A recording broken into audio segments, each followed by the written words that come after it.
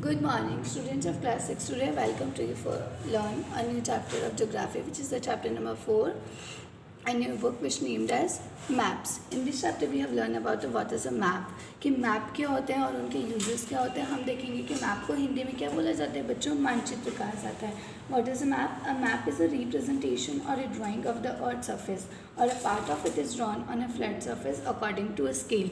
अगर हम बात करेंगे कि मैप क्या होती है, मैप क्या है? एक छोटा सा मानचित्र. चित्र मतलब एक छोटा सा पिक्चर होता है कि जो क्या करता है, हमारी अर्थ के डिफरेंट पार्ट्स को शो करता है. जैसे आपने देखा होगा कि द मैप ऑफ वर्ल्ड, तो वहाँ पे आपने इंडिया को भी रिप्रेजेंट होते हुए देखा. तो जो मानचित्र होता है, मैप जो होता है, it's a smaller part of it is a imaging picture of any part of the.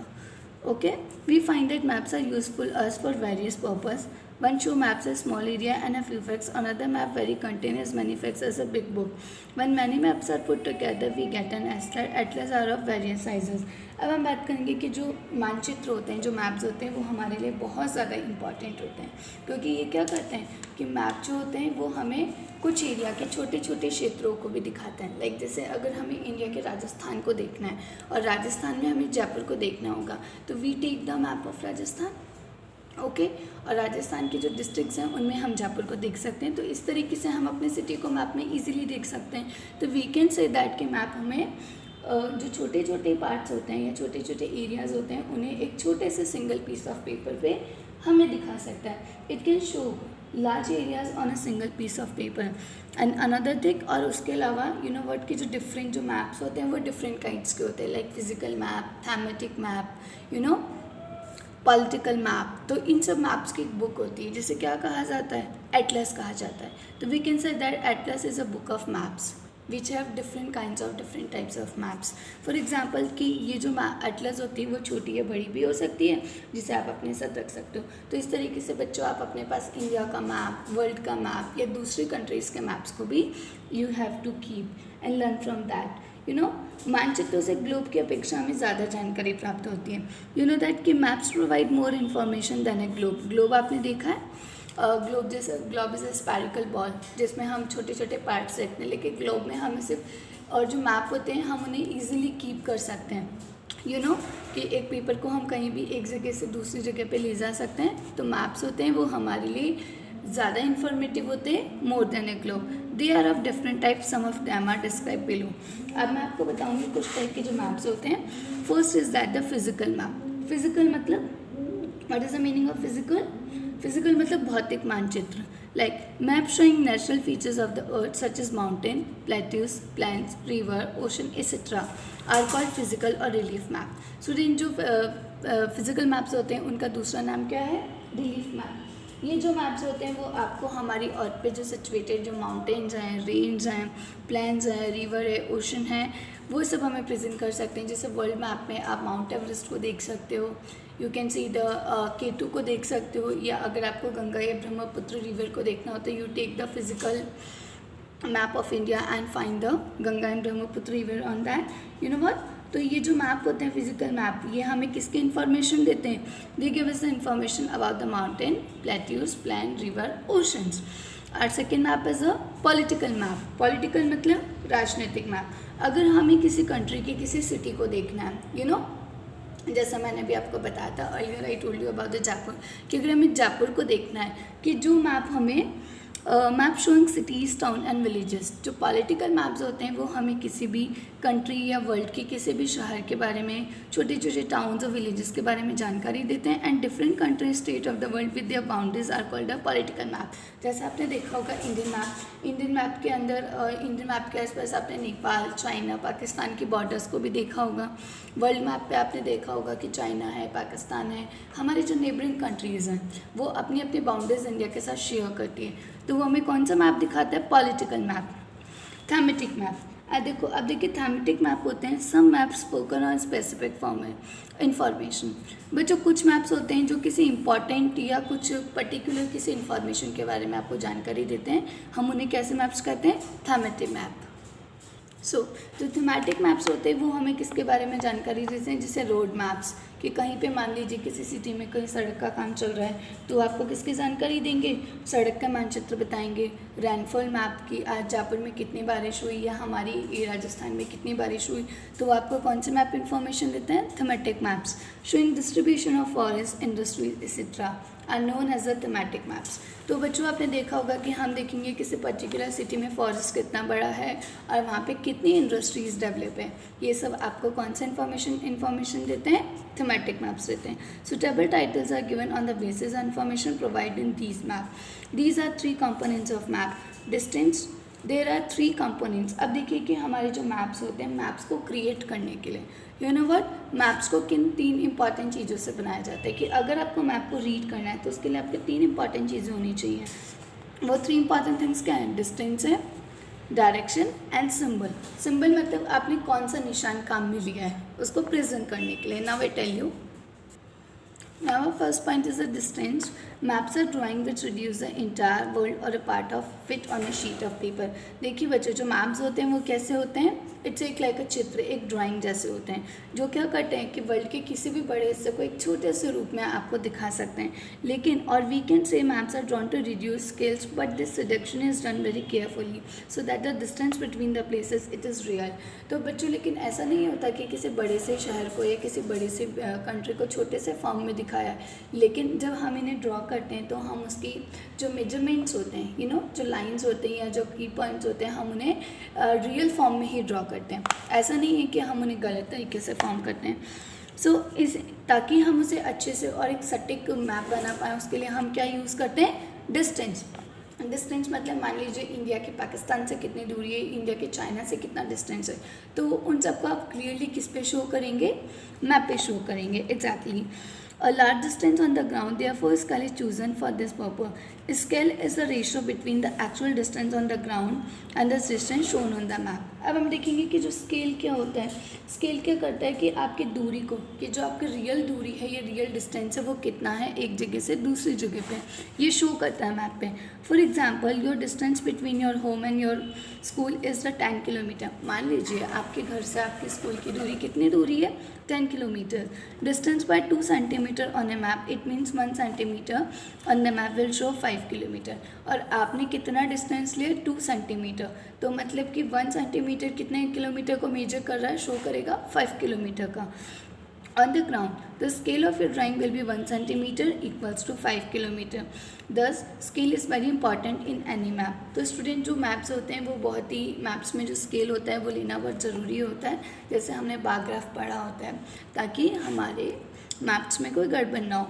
When large areas like continents or countries are to be shown on a paper, then we use a small scale. कि मान लीजिए कि जब हम बड़े बड़े continents और बड़ी बड़ी कंट्रीज़ को मैप पे शो करते हैं तो हमारा जो स्केल होता है वो कैसा लेते हैं, बहुत छोटा सा, मतलब 1 centimetre is equals to 500 kilometre भी कभी कभी हमें लेना होता है, बिकॉज उसकी जो डिस्टेंस होती है वो थाउजेंड्स ऑफ किलोमीटर्स में होती है, तो हमें 1 सेंटीमीटर को ही काफ़ी लार्ज मानते हैं। Of the ground, it is called a small scale map. When a small area like a village or town is to be shown on a paper. लेकिन अगर आपका कोई छोटा सा टाउन या शहर है और उसके अंदर थोड़े से घर है और आप उसको एक बड़े पेपर पे दिखाना चाहते हो तो आप उसके लिए कैसा स्केल लोगे, लार्ज स्केल मैप लोगे। Okay, now we come on the second point of it, direction. Direction क्या होती है, most maps contain on arrow marked with the letter N and the upper right hand corner. This arrow show the northern direction. It is called a north line. When you know the north, you can find out other direction. For example, east, west and south. You know student, जैसे कि हमें पता है हमारी 4 directions होती हैं और ये 4 डायरेक्शन भी मैप में हमारे लिए बहुत ही यूज़फुल होती है, क्योंकि हमें ये किसकी जानकारी देता है, दिशाओं की, डायरेक्शन की जानकारी देता है। सो हम क्या करते हैं जब भी मैप्स को पढ़ेंगे कि कि this is the picture of your map, की एक मैप है, तो इस मैप के आप क्या करेंगे, जो राइट हैंड कॉर्नर है वहाँ पे नॉर्थ लिख देते हैं। यू नो हम जब भी मैप्स को क्रिएट करते हैं तो इसकी वजह से क्या होता है कि बाकी हमें जो डायरेक्शन है वो पता लग जाती है। ओके स्टूडेंट्स, हमने क्या कर रखा है कि जो डायरेक्शंस हैं, हमारी जो डायरेक्शंस होती है, there are 4 major direction which are the north, south, east and west. जैसा हमें पता है कि हमारी 4 डायरेक्शंस होती हैं, मेन कौन सी है, east, west, north, south, and they are called the cardinal point. इसलिए इन्हें क्या बोला जाता है, कॉर्डिनल पॉइंट, लाइक दिस, कि ईस्ट, वेस्ट, नॉर्थ, साउथ, ये दीज आर द 4 डायरेक्शंस जो कि मेन क्या है, ईस्ट वेस्ट नॉर्थ साउथ, इन्हें हम क्या बोलेंगे, कॉर्डिनल पॉइंट्स बोलेंगे। Other 4 intermediate directions are north east. अब इसके अलावा इन चारों के अलावा 1 2 3 4 इन चारों के अलावा 4 अलग पार्ट्स होते हैं, इन्हें हम क्या बोलते हैं, इंटरमीडिएट डायरेक्शन, जो किससे मिलकर बने होते हैं, इन्हीं से। ये जो 4 डायरेक्शंस होती है इन्हें मिलकर बने होते हैं। तो इस तरीके से हमारे कितनी कार्डिनल डायरेक्शंस हो गई, 8 हो गई। और इसी का ही यूज़ करके क्या बनाया जाता है, कंपास। एंड कंपास हमारे क्या काम आता है, compass is an instrument use to find out main direction. Its magnetic needle always points in towards north south direction. कि कंपास होता है कि when we find direction on the road and when we direction of anywhere, तो हम इसका use करेंगे ताकि हम सही जगह पर अपनी लोकेशन को फाइंड आउट कर पाएँ। Common symbols. Symbols क्या होते हैं? It is the third important component of a map. It is not possible to draw on a map the actual shape and size of different features such as building, road, bridges, tree, railway lines on a wall or a wall. You know student के symbols का हमारे लिए क्या काम आते हैं? यदि ये हमारे मानचित्र का, हमारे मैप का तीसरा सबसे इम्पॉर्टेंट पॉइंट है, क्योंकि ये हमें क्या बताता है, किसी भी जगह की, किसी भी लोकेशन के बारे में बताता है। लाइक मान लीजिए आपने किसी सिटी का, किसी टाउनशिप का मैप क्रिएट किया, तो वहाँ पर स्कूल भी होगा, मंदिर भी होगा, बहुत सारी लोकेशंस होगी। तो उन सारे लोकेशंस को शो करने के लिए, जैसे स्कूल बिल्डिंग बनाएंगे तो एक स्कूल का पिक्चर बना देंगे, मंदिर बनाना होगा तो ये जो छोटे छोटे जो शेप्स होते हैं इनका यूज़ करके, ताकि हम उसे ईजिली अंडरस्टैंड कर पाएँ। So they are shown by the using certain letter, shades, colour, picture and line. These symbols gives a lot of information in a limited space। और इस तरीके से हमें एक छोटे से मैप में बहुत सारी चीज़ें पता लग जाती है। जैसे रेलवे लाइन बनानी होगी कि यहाँ से रेलवे लाइन पास होगी, तो उसके लिए ब्रिज बनाया जाएगा, छोटा सा रेलवे क्रॉसिंग बनाएंगे। Even if you don't know the language of any area, therefore can not ask someone for direction, you can collect information from the map with the help of the symbol. Student, और maps का use करके मान लीजिए आप कहीं दूसरे city में या दूसरी कंट्री में गए और आपको वहाँ की लैंग्वेज नहीं आती, लेकिन अगर आपको वहाँ के बारे में जानकारी चाहिए तो आप वहाँ के मैप से भी चीज़ों के अपनी इंफॉर्मेशन को कलेक्ट कर सकते हो। Maps have a universal language that can be understood by all. There is an international agreement regarding to the use of these symbols. These are called the conventional symbols. और कुछ symbols ऐसे होते हैं जो पूरे वर्ल्ड में use किए जाते हैं। उन symbols को क्या कहा जाता है? कॉन्वेंशनल सिम्बल्स कहा जाता है। ओके, तो देखिए, अब देखिए जैसे रेलवे लाइन है, ब्रॉड गॉज है, मीटर गॉज है, रेलवे स्टेशन, इनके लिए इस टाइप के साइंस यूज़ किए जाते हैं। रोड्स हैं, मेटल्ड के लिए 2 लाइन्स और अनमेटल्ड के लिए dashed. Boundary, international, state and district, river, well, canal, bridge, temple, church, mosque, छतरी, post office, telegraph and police station. देखिए इसके लिए लेटर्स यूज़ किए गए, इनके लिए इमेजेस यूज़ की गई है और यहाँ पे लाइंस यूज़ की गई है। Settlements and graveyard, tree and grasses. तो बच्चों ये जो कुछ कन्वेंशनल सिंबल है जिसका यूज़ पूरे वर्ल्ड के जो भी मैपर्स होते हैं, जो कार्टोग्राफर्स होते हैं, वो इनका यूज़ करते हैं to make the draw. Various colours are use for some purpose. और इसके अलावा देखिए कलर्स का भी यूज़ किया जाता है। जैसे वाटर बॉडी शो करने के लिए हम ब्लू कलर यूज़ करते हैं। For example generally is blue use for showing water bodies, brown for mountain, yellow for plateaus and green is used for plants.